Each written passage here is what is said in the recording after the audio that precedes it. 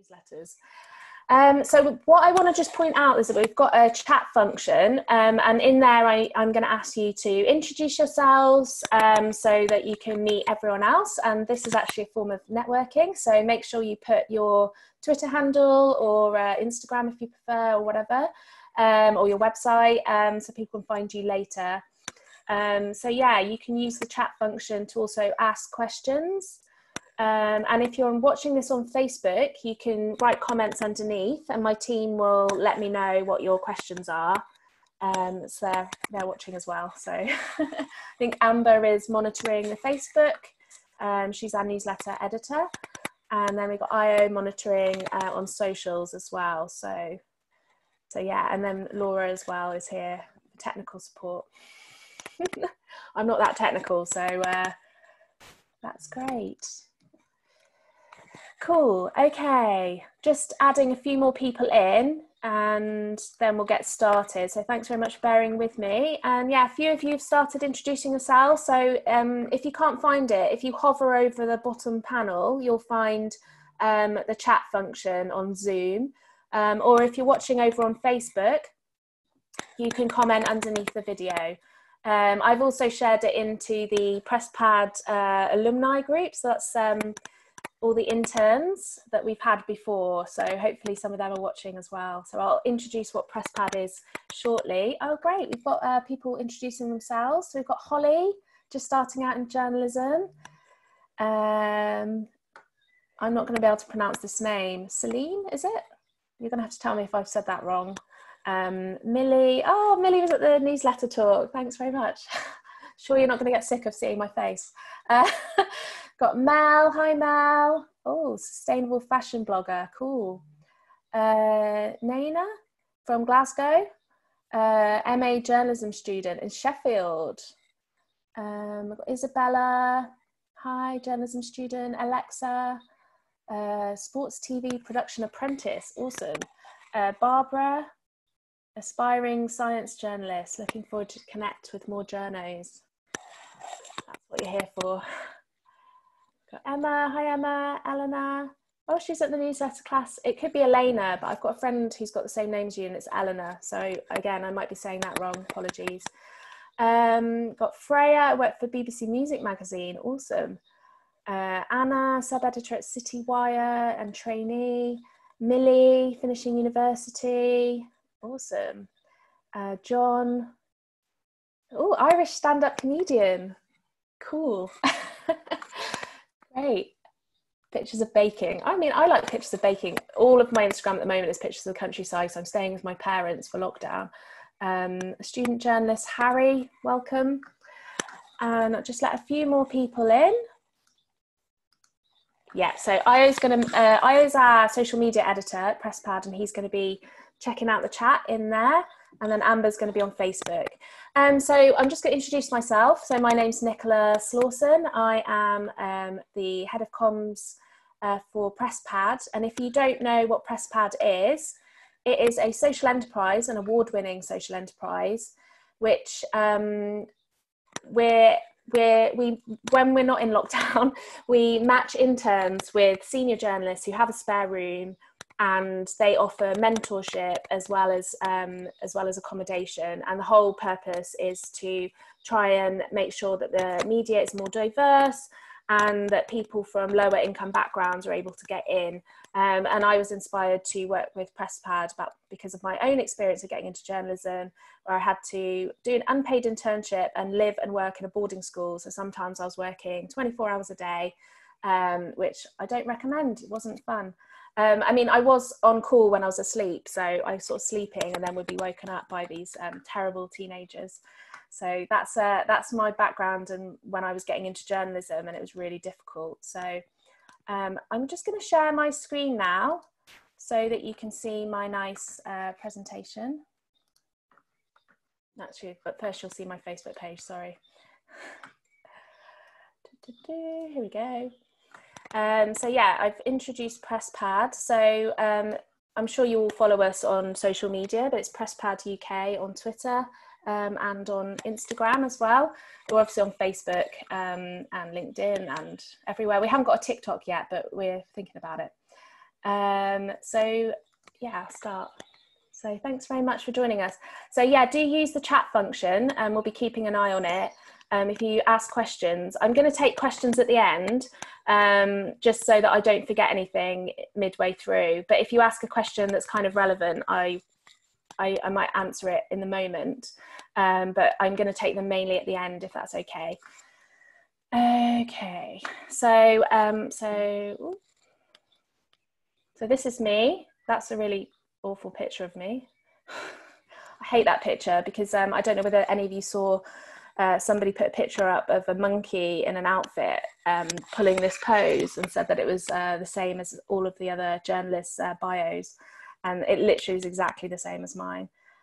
Okay, so I thought I'd just introduce what networking actually is, because I think that people think of networking as purely the kind of traditional networking drinks where you mingle in a sort of hot, stuffy room and you've got a warm glass of cheap wine and you're feeling really awkward and you can see someone sort of vaguely famous kind of nearby and you think, oh, I should try and talk to them. What am I going to say? And then you can't pluck up the courage. And yeah, it's just really stressful. And I, wouldn't recommend. So yeah, I've got sort of different idea of what networking is, which is why I wanted to do this masterclass. And if you sort of boil networking down to what it actually is, it is the activity of meeting people who might be useful to know, especially in your job. Sorry, if you just bear with me. When you network, you exchange information and you develop professional and social contacts. And number 3, it can be internal within your job, which people forget, or it can be external, so outside your job. If you're freelance, anyone that you come into contact with is a potential person to be in your network. And also, I have to let, just bear with me. I just have to let a few more people in. Sorry. There we go. Cool. So yeah, what I prefer to think of networking is just basically making friends. And if you think of it like that, it takes the pressure off, because I think if you hear the word networking, it's kind of a scary word, and it's well, for some people it's a scary word, and it kind of makes you feel a bit cringe-worthy or icky. I've had people commenting like, oh, it feels like really smarmy or inauthentic. And that's what I'm trying to share today, and just generally I love talking about this, is that it doesn't have to be like that. You just have to change your attitude towards it. But first, before we start, why is it important? So it's really important because I'm going to share an article with you after this, but there are studies which show that people actually who actively engage in networking and developing their professional contacts actually earn more money than people who refuse to ever do any networking. So it actually affects your sort of bottom line of your income, eventually over the years. So so that's a big motivator, obviously. It also helps you with professional development. It's a good way to get other jobs as well. I'm going to give you an example now of a time when I didn't realise that it would ever impact me. So yeah, I didn't realise that this one networking situation would actually have an impact on me later down the line. So this is kind of just a small example to show the power of networking, and why it's always important to sort of smile and speak to anyone and everyone in the room, even if you're thinking, oh, they're not the most important person. So we're going to get onto that later. So this is an example of a time when I was actually at a traditional networking event. It was a Women in Journalism Christmas party. It was on the 17th floor of the News UK building in London. And I went on my own. No, I didn't actually. I met a friend there, but I originally went on my own. And I could see that there were quite important journalists dotted around, because, you know, you see them on their byline picture if they're famous enough, or perhaps they're editors.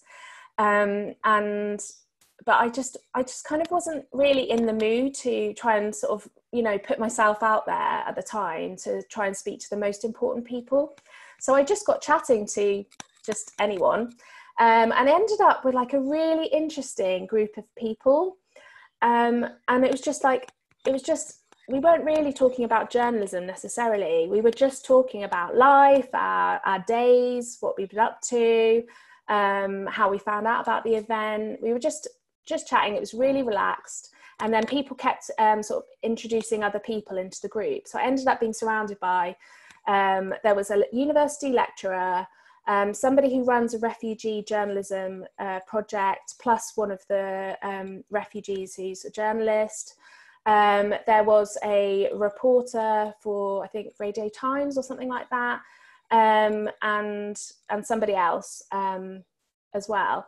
And I got a tap on my shoulder, and it was the editor-in-chief of HuffPost, who I had met when she worked at The Guardian. And I met her the first day I did work experience there. And she tapped me on the shoulder and she said, "Oh, there's a friendly face." And I literally was thinking, oh my God, the editor-in-chief of HuffPost has just come and tapped me on the shoulder and said I'm a friendly face. Obviously, I have like really big imposter syndrome, or I did at the time. And it was perfect because I was with all these really great, fun, interesting people having a great conversation. So I was able to introduce her to some interesting people. And that was the end of that. I didn't really think about it again, because I just went home, and I just thought, oh, well, that was a nice evening. And then cut to a few months later, there was a job being advertised at HuffPost, and I thought, oh, so I messaged her on LinkedIn and said, oh, I'm thinking about applying. And she said, oh, that'd be great. And I applied for the job. And when I went for the interview, she gave me a hug when I walked in. And I thought, okay, I think I've got a bit of a shoe in here. So yeah, I ended up getting a job at HuffPost as senior news reporter. Left and went to Tortoise.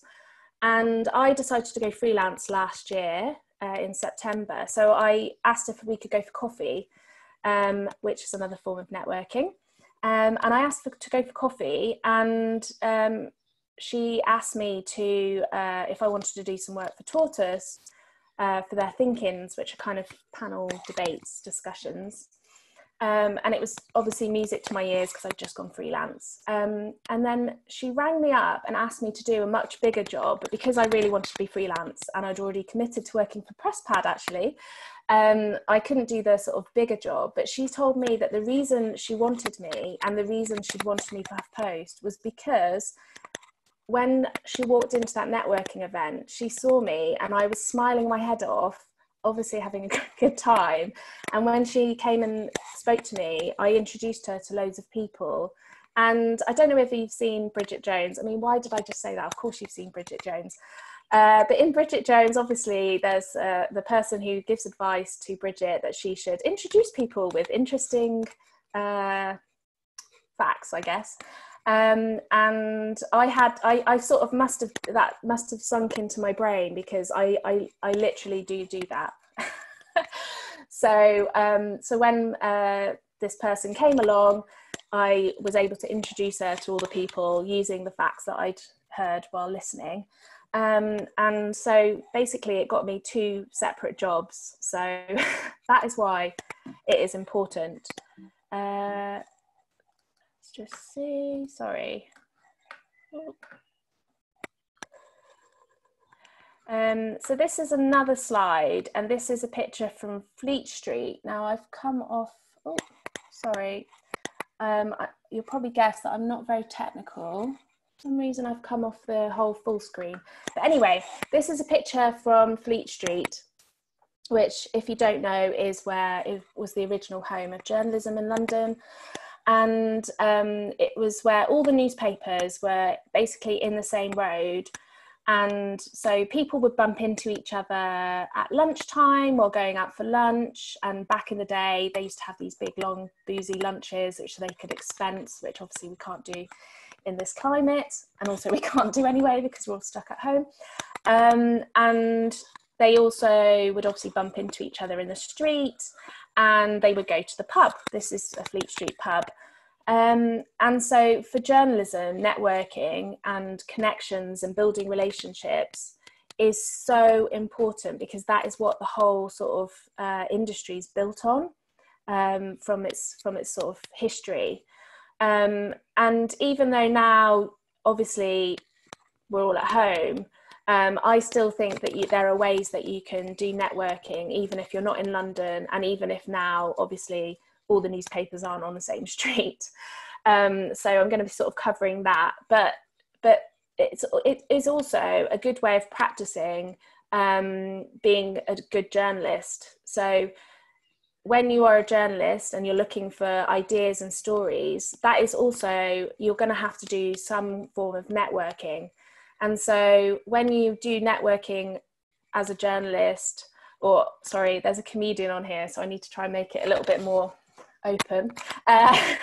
When you do networking, that's a sort of form of getting story ideas or comedy, you know, anecdotes for your set.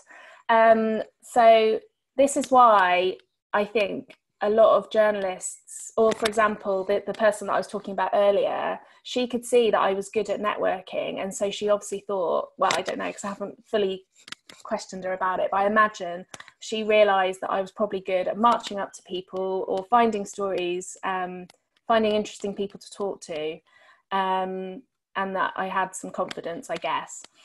So yeah, so that is why it's important.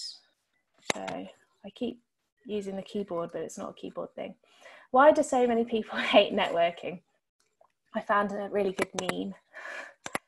So this is, you know, when I was on my MA, I did a city journalism MA, and I got the Scott Trust bursary, which is Guardian scheme.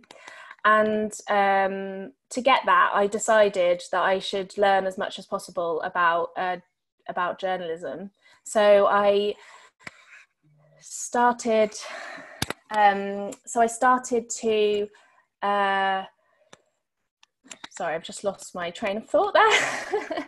Oh yeah, so I went on Eventbrite, I think it was, and Meetup, and found every single journalism related event that was going on. And when I wasn't working at the boarding school, I just went to all these events, including places like the London Press Club, which was quite intimidating as a young journalist because it's quite an older demographic.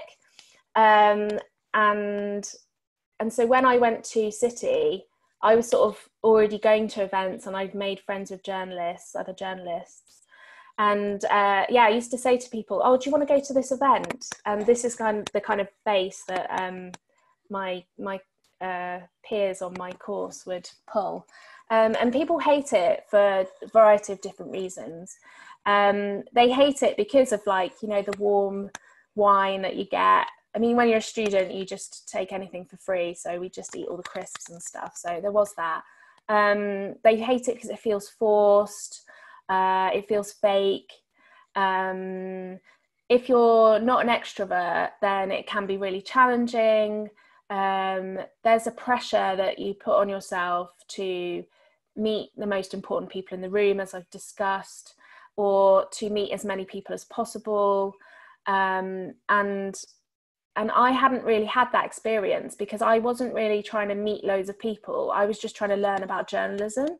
So I just would speak to people, or people would often see me sort of clinging to the walls because I was so nervous at first, and come over and introduce themselves. So you will find that at actual events. And they would just tell me about their jobs, and that was what I was interested in. And then I sort of quickly realised that actually there's a lot more to networking than going to these kind of events. There's so many different ways that you can do networking, and even this event is a form of networking, because you've all introduced yourselves, quite a few of you've put your social media handles, and afterwards you can all follow each other, and then you can start getting to know each other. So this is a quote from the article that I will share when I email you guys afterwards. So I will read it out just in case you're not in the mood for reading. It says, consider a work-related function, social function you feel obliged to attend. You can tell yourself, I hate these kind of events. I'm going to have to put on a show and schmooze and pretend like it, pretend to like it. Or you can tell yourself, who knows, it could be interesting. Sometimes when you least expect it, you have a conversation that brings up new ideas and leads to new experiences and opportunities. And yeah, I think that it doesn't always have to result in a job, obviously. It's also about getting ideas, making friends, finding people to support you in your work, whether that's a WhatsApp group with freelance journalists where you can moan when somebody doesn't pay you, or a Facebook group where you can ask for help getting case studies, or a journalist that you can meet after work for a drink or for a dinner and discuss your careers. This is the kind of networking that I'm talking about. It's developing and building like real relationships and seeing the value in basically everyone that you meet, because you have absolutely no idea how they might help you in the future. And the other big thing as well is that I often think, you know, what can I offer rather than just what can I take? And that's something that I think is also about your mindset as well. So here's some myths about networking. So this is one that I saw when I was looking at memes. It's not networking if you don't meet new people, and I just couldn't disagree more. Sometimes as I said, there's so many different ways of networking, and often I'm just speaking to the same sort of group of people. For example, on the freelance WhatsApp group that I'm on, somebody just put on Twitter, oh, it was about the pandemic actually. Oh, I'm thinking of setting up a WhatsApp group so that we can support each other. And would anyone like to join? DM me. So I did. And I haven't been that active on it, to be honest, but it has been great for getting contacts for editors, and also people have been sharing where they've seen tweets and things saying with call outs for pitches. And I know that there are like WhatsApp groups for, you know, every kind of journalist out there. It's a matter of finding out who has started them, so you can get added. But you could also just put out a tweet saying, has anyone got a Slack channel or a WhatsApp group for, I don't know, young aspiring journalists, or something that I'm going to cover later. You could start your own. So I've covered this a bit. So here's some examples of networking. I'm just going to take a bit of water while you read that. So yes. Oh no, how do I get it back?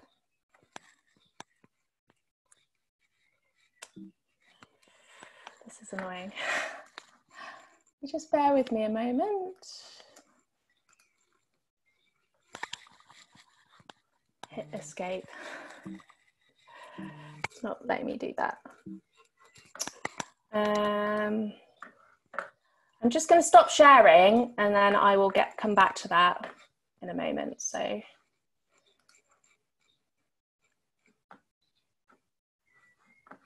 for some reason it's not working, which is really annoying. Here we go. Okay, I'm going to go back in now.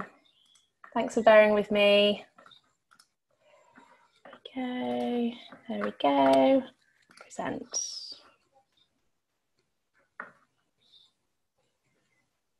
Now it's not going to work. I meant to say that if I get interrupted by a small puppy, please forgive me, because my parents got a puppy and she's been following me around all day. And I think she knew that I had a really busy day, and she likes to terrorize me by biting my toes. Okay, here we go. So I've covered some of this. So obviously you've got your traditional networking events, which do have their value. I've made some great friends at them, and obviously I got 2 jobs out of one event.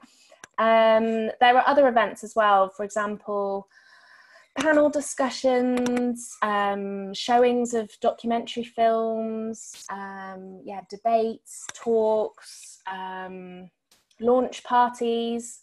And the other one I'm going to bring up is it's leaving parties. So when I first started at The Guardian, a lot of people got made redundant, sadly, and I was new, and I also hadn't long moved to London, so I didn't know that many people, and so my social life for about 3 months was going to leaving parties.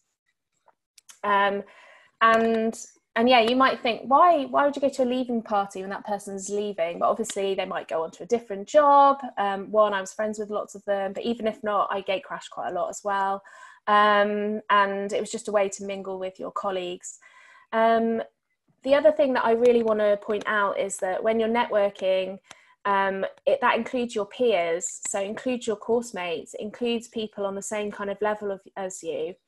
So that's why making friends with peers and colleagues is important. Going to lunch or the pub with colleagues. If you're not that sociable, you can do more of the sort of online stuff. So there's a former colleague of mine that springs to mind who didn't like to come to the pub or out to lunch, but she was so supportive online. She would always share people's articles and say what she liked about it, or say that she noticed that their colleagues were working really hard. She was also really good on Slack, and really supportive if you're having a bad day, and just sharing contacts with you and ideas. So you don't always have to be really sociable and put yourself out there. You can do it in a different way. Joining relevant Facebook groups, Slack workspaces, WhatsApp groups, promoting yourself, your work, tagging your editors. So this is a way for other people to get to know you. So that's why it's really important. Sharing work you enjoyed and tagging them. So I do a lot of that.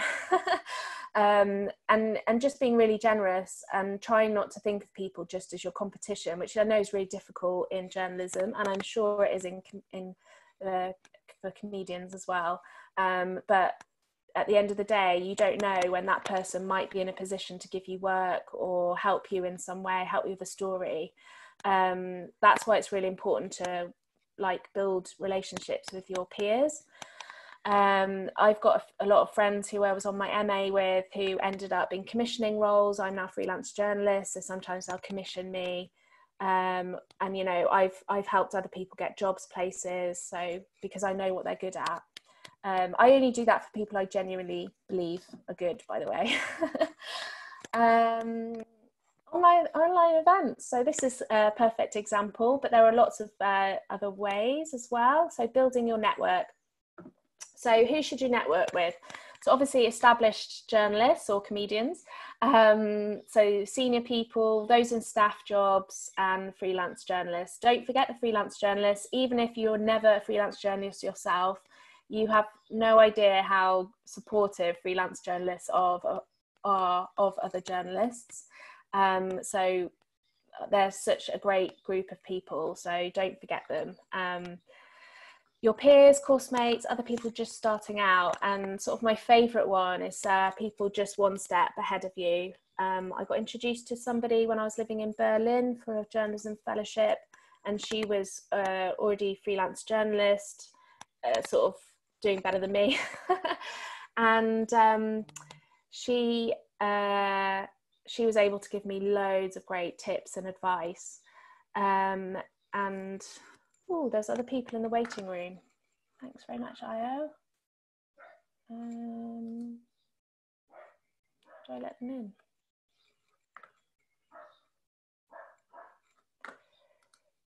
Oh, here we go. So I'm just going to I'm really sorry to the people that I've only just let in. Sorry about that. It didn't show me that you were there. So yeah, The people who are one step ahead of you, they can tell you about the things to apply for, the jobs to apply for, where's good to actually work, because you might love, I don't know, some publication and think it's your dream publication, and then you might meet somebody who says actually it's a terrible place to work and they treat their staff really badly. So there's all sorts of different reasons to get to know people who are just a little bit ahead of you. What do you talk about? Anything and everything. So I think that a lot of people struggle with small talk, and this is something I hate as well, just really a bit awkward. So yeah, I just sort of treat it as if I'm making friends. On the Facebook groups, for example, people on those groups, there's several. There's Just Journalism, A Few Good Hacks, Freelance Media Women in Journalism. There's a Facebook group for everything. And people just chat about their days, they chat about their stories, they have a moan. For a freelance journalist, that's actually really good because it's kind of like what you'd moan to your colleagues at the sort of water cooler. But what I usually do if I'm actually at a networking event is I ask them what they're working on at the moment. The sort of main, there's two things that I always think about is people love to talk about themselves. They do. Everyone loves to talk about themselves, and people love to be asked questions. So these are the two things that I sort of think about when I'm at a sort of traditional networking event. For example, I ask them what article they're working on, or what article they've done recently, and how they got the story. Just ask them loads of questions about it. And then I might go into a bit of small talk, like, where do you work? What do you want to do? That kind of thing. So how do you network even in a pandemic?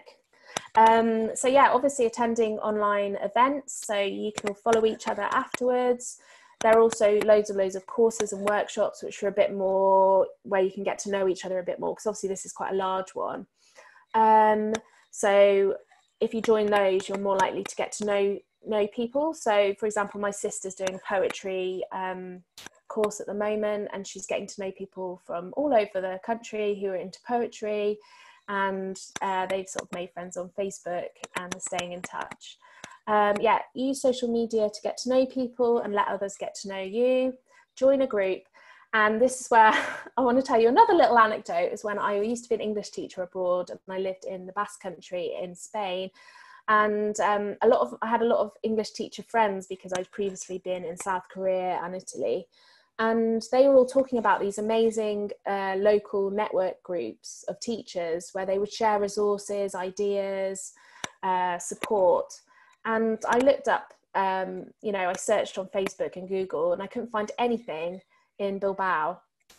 So I just decided to start my own. And it was partly because I literally knew one person in Bilbao, my colleague, and she wasn't that sociable. And I was thinking, oh my God, I'm not going to make any friends. And I was getting really stressed. And so I started my own English teacher group. And at first it was just me and my colleague. And then as I got to know people in Bilbao, anytime I bumped into an English teacher or somebody said they knew an English teacher, I would tell them to join my group and then add all their colleagues. And then when I left Bilbao after a year and a half, hundreds of people were in this group, and it was being used exactly how I imagined it, with people sharing resources and ideas and jobs. Oh no, I've done it again. Oh, here we go.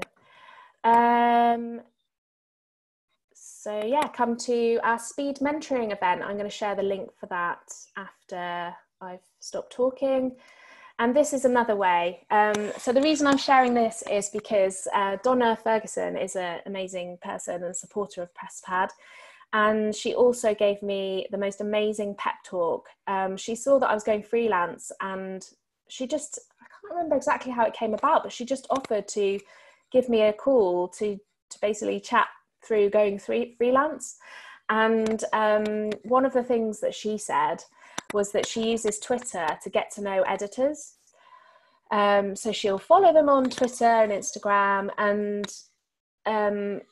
yeah, just get to know them, comment, not in like a really stalkery way. There's a way to do things, but just to literally get to know them. So so what she found was the people that she got on really well with on social media, they remembered her name when she sent them an email, because obviously when you're freelance you have to do a lot of cold pitching, but this applies to applying for jobs as well. If they remember your name, they're more likely to pay attention to your email. And so this is an example of me using one of her tips to help her, actually. So she's got a webinar coming up, which is sold out, but we're hoping to get her on to do some PressPad remote stuff. So hopefully we'll be announcing something soon. So I just did a sort of big up of her. And what I would say is that this is genuinely what I believe, because I thought her advice was amazing. I genuinely still think about it. So this is a really authentic comment. So it doesn't feel fake or smarmy or sucky uppy, because I really believe that she is brilliant. So these are my final reminders before we go to questions. So networking is just like making friends. The most important thing is be authentic, be genuine. I really believe that every single person in the room or in a group has something interesting to say. So if you're just literally reading, what I really hate is going to events where you have your name tag and people just look at your name tag like surreptitiously, and they're trying to work out whether you're like important enough to speak to. But I think everyone in the room is important. Everyone's special, and everyone has something interesting to say. And also, you never know in the future how they might help you with a story idea or a job or a commission. Never forget about your peers. You never know where you're going to end up. Journalism is all about connections and relationships.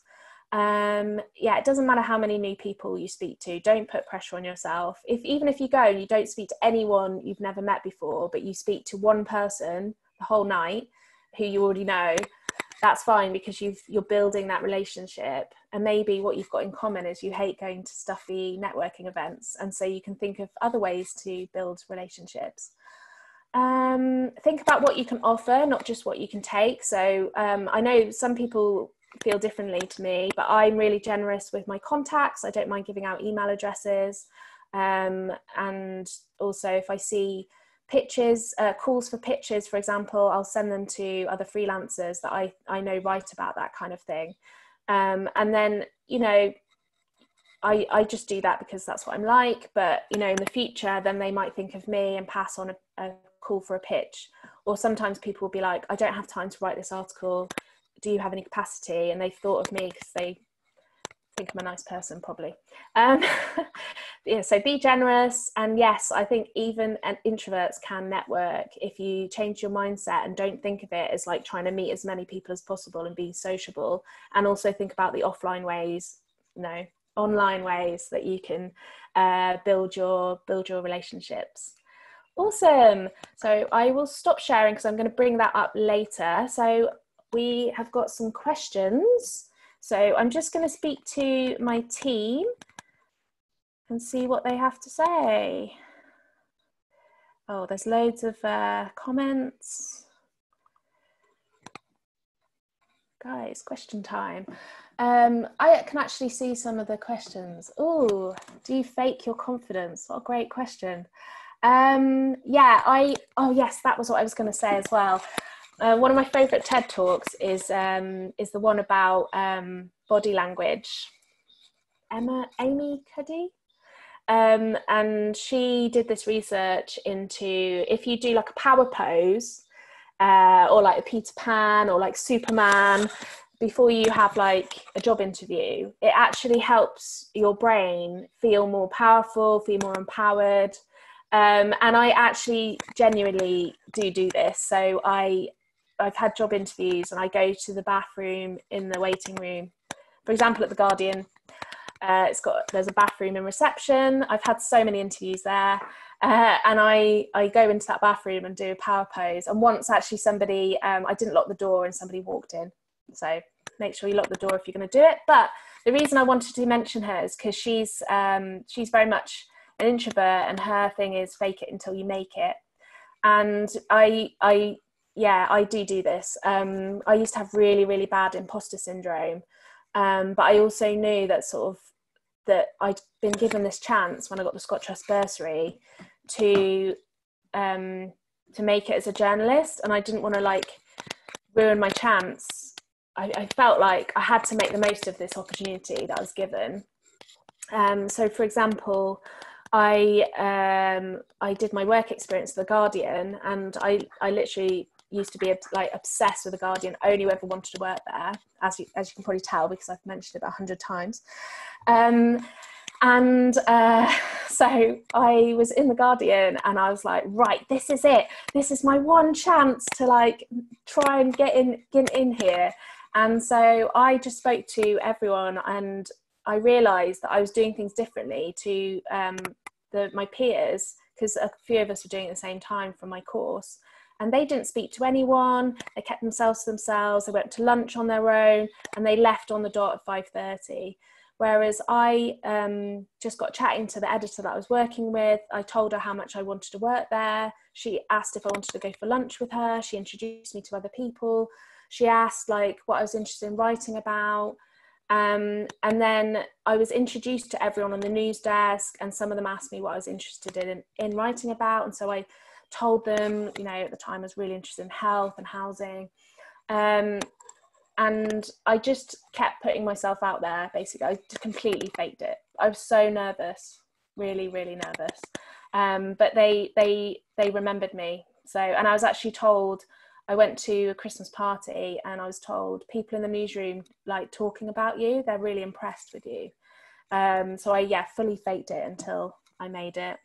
From an introvert, how do you get the balance right with confidence? Any tips you can help promote self-confidence? I think it does come with practice as well. Because I'd been going to all of the events that I went to when I was trying to get the Scott Trust bursary. The first one I went to, I probably didn't speak to anyone, and I know that I clung the walls a lot at some of those events.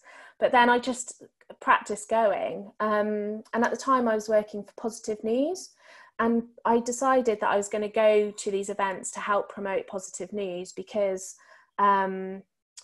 it's really, really tiny team, and my boss didn't have time to go and promote positive news. So actually, in the end, I ended up using that as like a way into the conversation, because I was like, I work for Positive News, it's amazing.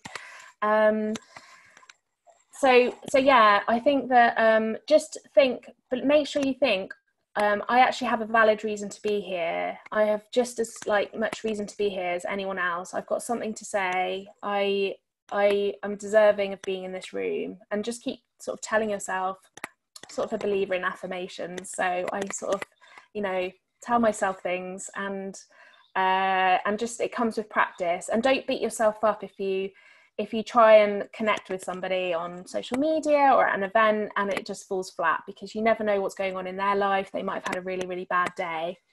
So try not to take it personally as well. And some people are just a bit awkward, so you're not going to connect with everyone. Also, not everyone likes everyone, so just like when you're making friends. We've got a question about small talk and examples of opening questions and how not to be nervous, which is why I think I've already probably answered that question. So I said, what story are you working on at the moment?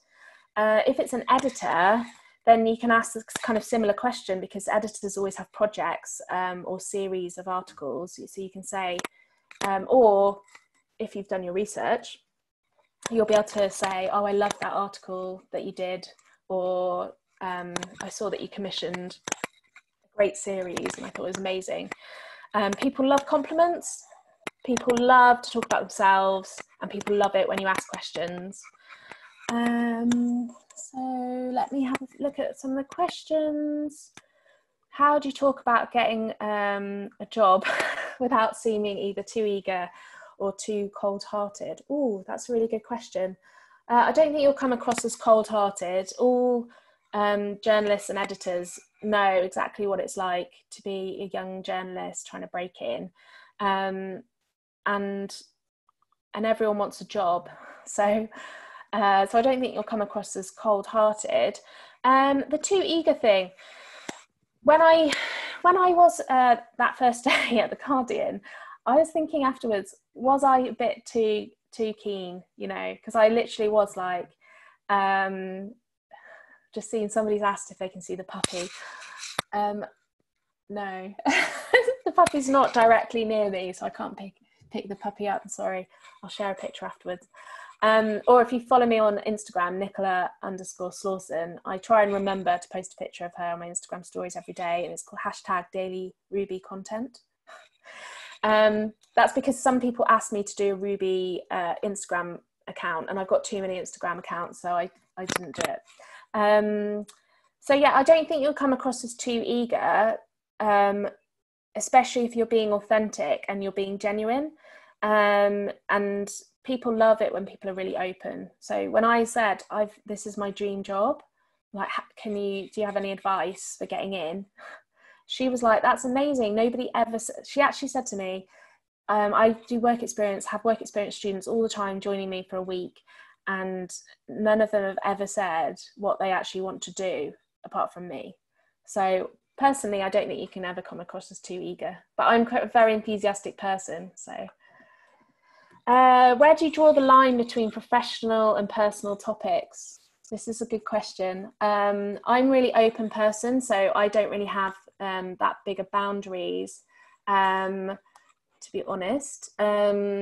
I tend to talk, about journalism, about my work, but then it just, will end up being like, oh, I watched Normal People and cried my eyes out. So I think what you would share on social media, on Twitter, because for me, Twitter is for work, but I also talk about random stuff on there. So the kind of topics I would be comfortable talking about on Twitter is the kind of topics that, you can be comfortable talking about at a networking event or in a networking group.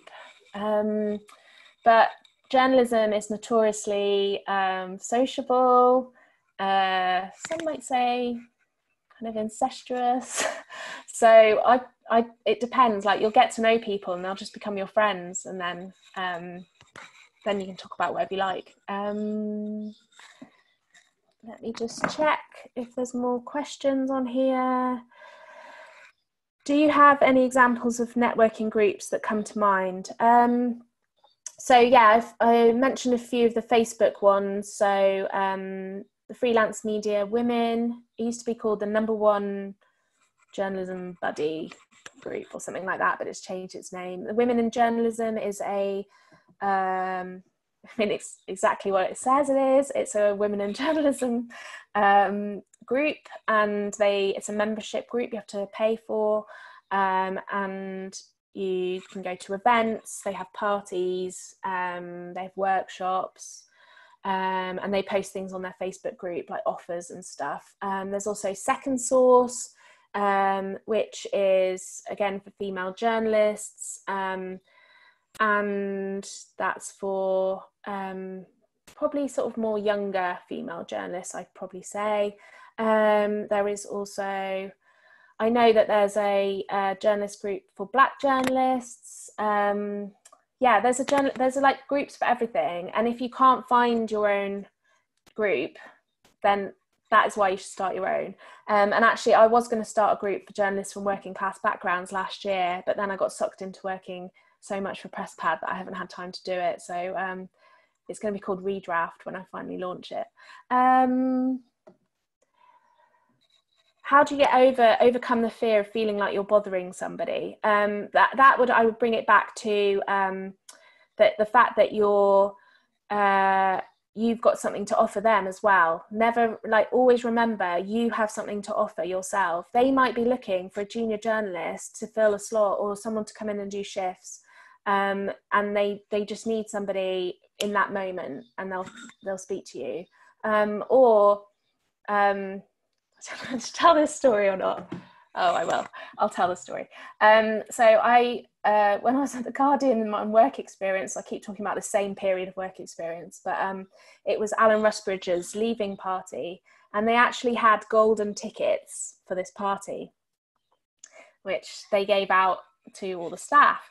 And I was shadowing the health editor at the Guardian, and I said, how am I going to get in? Like, no, I didn't say that, actually. I said, oh, I've seen there's a party. And he was like, don't even ask, you'll never get in.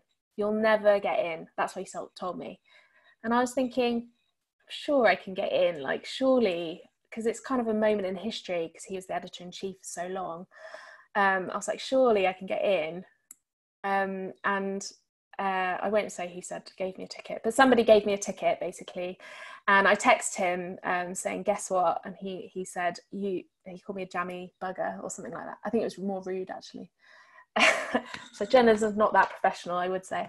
And yeah, there I was on the dance floor dancing with all my favourite journalists. It was amazing.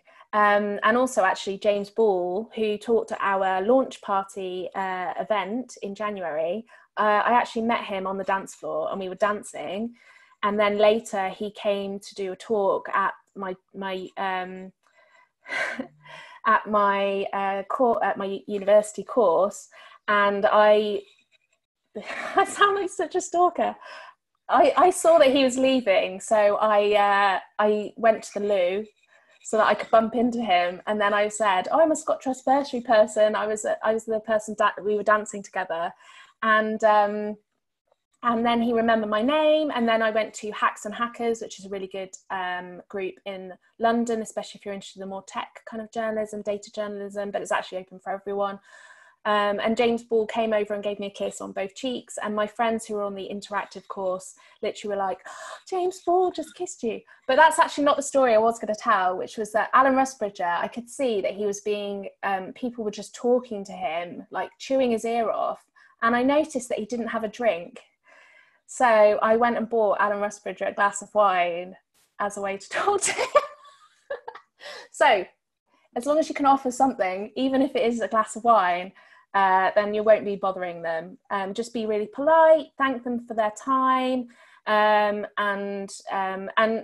pick up the sort of signals that they don't want to talk to you. So with Alan Rusbridger, I didn't spend much time talking to him. I said, Alan, I thought you might want a drink because I noticed you didn't have one. And he was so grateful. I mean, he must have been so thirsty. He was just standing there and nobody was bringing him a drink. And he was there like with a queue of people to line up to speak to him. He was probably as dry mouthed as I am now, actually. And so then he was like, oh, you know, I said, oh, I'm a Scott Trust Bursary person. And we had a little chat. And then I said, I don't want to bother you, so I'm going to go. So yeah, try not to be annoying is the thing. Laura said that she also salsa danced with James Ball. So he must have that must be something that lots of people have done. Is there a certain level? No, you can have a mentor whatever age. That's actually something that I have been thinking about doing a masterclass on, is how to make the most of mentoring. And one of the things that I will say with mentoring is I tend to think of most people I speak to as a potential mentor. There's my first editor, the first one who took me for lunch. Even though she was never my formal mentor, she was a mentor. She told me about job opportunity. She regularly took me for coffee, asked me about my career plans. She was basically an informal mentor. And when I went freelance, she always commissioned me as well. So, and I currently mentor she was 19 when I started mentoring her, and that was through the Second Source scheme. I've also previously mentored a 14-year-old through the Girls Network. So no, you can have a mentor at any age. I think the Women in Journalism scheme, there's two levels. The first level is for like junior people. So mentoring is amazing. And yeah, I think I probably will do something on mentoring soon. Some nice comments. I should do something on mentoring. We don't have time to speak about it because there's only an hour long. But yeah, you can apply for mentoring schemes, or you can just ask somebody to be your mentor. So I met this Australian journalist, when we were both working in a co-working space. And she said, which, sort of stuck with me, that what she does is she just approaches people and says, I read your work, I love your work. would you consider being my mentor? And she got a really famous journalist who is now her mentor through that, basically. So, you know, shoot your shot, but like, make sure you actually do read their work, and you actually do follow them, and you know a bit about them if you're going to do that. I don't think I have tried it. I think I might have done, and I've ended up having a coffee with somebody, which is something we didn't speak about a lot, but it is quite an important thing, is to go for coffee. Even if you're in a job and another editor, another publication offers to take you for coffee, and you love your job and you never want to leave, always go for the coffee. Because even if you don't take whatever job or opportunity they're offering you, it's just getting to know people, and then they might think of you again in a year's time, or in a year's time you might suddenly hate your job or want to go freelancer, and they might start commissioning you. So always take opportunities to go for coffee with people. And yeah, even if with mentoring, I've had situations where someone could only meet me for, you know, one coffee, and still that's a really good way of just getting to know somebody. Some people have put some great stuff in here.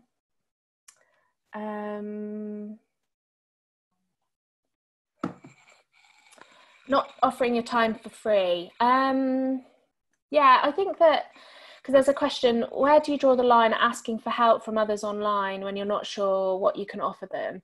Yeah, it's not like you have to say, if you do this, I'll do this for you.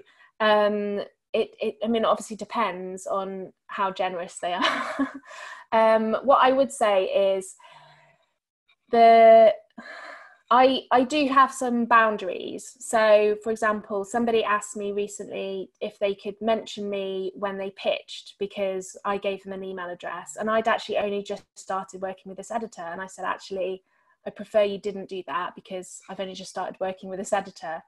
The only time I will ever actually do an email introduction to an editor for somebody else is when I know they're a really talented journalist, and they've got a really good idea that I know the editor I've worked with will love.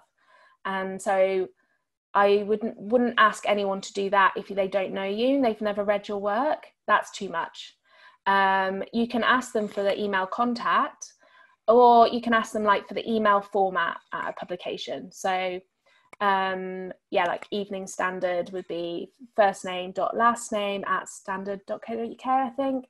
A lot of them are like that. So sometimes if you don't want to ask for a specific email address, you can ask for the email format, and then you can find out who the editor is of that section by using Twitter. So you can put in, for example, I was looking for the Guardian review. Oh my God, I keep talking about the Guardian. I work for quite a few publications now, I promise.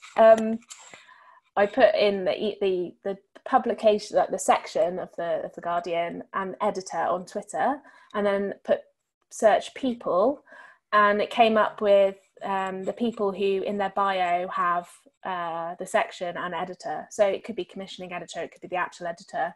So that's a way of finding people. I do a lot of stuff, to be honest, for sort of free, not journalism. But I'm very much of the mind that a lot of people helped me when I first started. And so I want to pull as many people up with me as possible. So I try and be really generous. It does get hard when people are individually asking you quite lengthy questions on Twitter DM, for example. So I think it's about not asking too much of the person, especially all at once. Because I find it quite stressful if I get an email and it's really long, and they're, you know, it's about building that relationship so that then they want to help you. Okay, so we are nearly finished. So I'm just going to get the last couple of questions.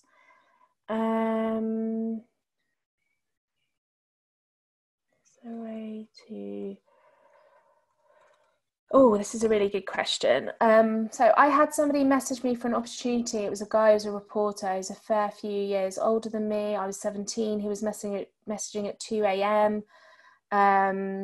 It seemed a little strange to me. Definitely, if anything feels strange to you, trust your gut, and it's not worth it. There will be other opportunities. There are always opportunities. And I always say that about saying no to work. For example, as a freelancer, sometimes you get offered loads of random stuff. You can turn it down and you'll always be offered something else. There's always one door opening after another's closed. So don't feel like, if you feel uncomfortable in a situation, then get out. don't engage. And yeah, there is a lot of that. Obviously, we've had the Me Too movement, which is actually what Second Source was originally set up for. Laura's queue is good. Where's Laura's queue? Oh. And I can't find Laura's question. She's just going to have to ask it again. Oh, here. It was right where I was looking in my Slack channel. What's the most awkward thing that has ever happened to you, and how did you get over it? I'm always doing embarrassing things. I mean, I've just told you quite a few embarrassing things. That, like, basically stalked James Ball, which paid off because he then spoke at years and years and years later. He's never given me any work, by the way, but years later he agreed to speak at our event. So, you know, bank things for the future. You're not, like, it's a bit delayed gratification. You might meet somebody and they might not end up helping you until many, many years down the line. Oh my God, I'm always really awkward and embarrassing. I've got a really good one. I've got the best one ever. It's the most cringe-worthy thing that ever happened to me. Okay, I was actually at a Women in Journalism event again. It was the very first one that I went to. I had no idea what to expect. It was a really, really hot day, and we were in a room, like a library. I don't know why they chose that venue, because it definitely should have been like in a garden or something. But it was like a venue for you to have for like a winter party. And I'd spoken to so many people, like at the Women in Journalism, people just walk up to you and introduce themselves. So that's like a little bit less awkward when you're standing on your own and nobody's talking to you. So a lot of people had introduced themselves. I was like, this is great. And then I got chatting to some like cool people, and they were talking to somebody who at the time I didn't recognise. And so I said, did I ask them their name? Maybe. And they said their first name, I think. Maybe they said their whole name. I hope they didn't. And then I said, oh, where do you work? And they said, Westminster. And I said, oh, what, like in the lobby? Like the lobby is where political journalists work in Parliament. And then she said, no, it was an MP, and it was Stella Creasy. It was, I mean, she's quite recognisable. I follow her on Twitter. You know, it was awful. It was so embarrassing. And I just, but then I was like, you know what? It's when you see people out of context. So I just said, you know, I think it's actually good. She was a little bit awkward about it. I would have laughed more if I was her, to be honest. And then another awkward moment, I was at a birthday party of a journalist, and lots of other journalists were there, and I got chatting to somebody who was this editor that I have always wanted to write for and still haven't written for because I'm embarrassed about what I did. And I'd mistaken her picture for a different editor who I think is a little bit like her rival. And then I was like, basically was like, no, you're not, whatever her name is, and sort of questioned her own identity, which was embarrassing, and I wouldn't recommend it. And I haven't been able to pitch to her since, even though it's basically my dream publication. What do you think of Muckrack? I don't know that much about it, to be honest. Do you think it's a place where people generally look up? I've never used it. I always look people up on Twitter and then Google them and see what their first articles were that they've written. I might go on their website. Occasionally, I look them up on LinkedIn. If I'm hiring, I'd look them up on LinkedIn. Yeah, so I haven't really... I know that I think I am on Muckrack because I think it just pulls your journalism. Yeah, if that was the only thing on there, then I would look at it, definitely. Yeah, cold calling is my waking nightmare. Oh my God, me too. So when emailing someone that you haven't met before to ask for a coffee chat is the standard way to introduce yourself. I would just say, like, I'm a really enthusiastic, maybe don't say that actually. I would just say, like, I should have put up some examples of an email that I have sent. I have sent one of these emails asking to go for coffee. I think I just said, I really love your work, or the section that you work for, right? Or you're the editor of. This is exactly what I want to do in journalism. Is there any chance you could spare, 15 minutes or something like that for a coffee?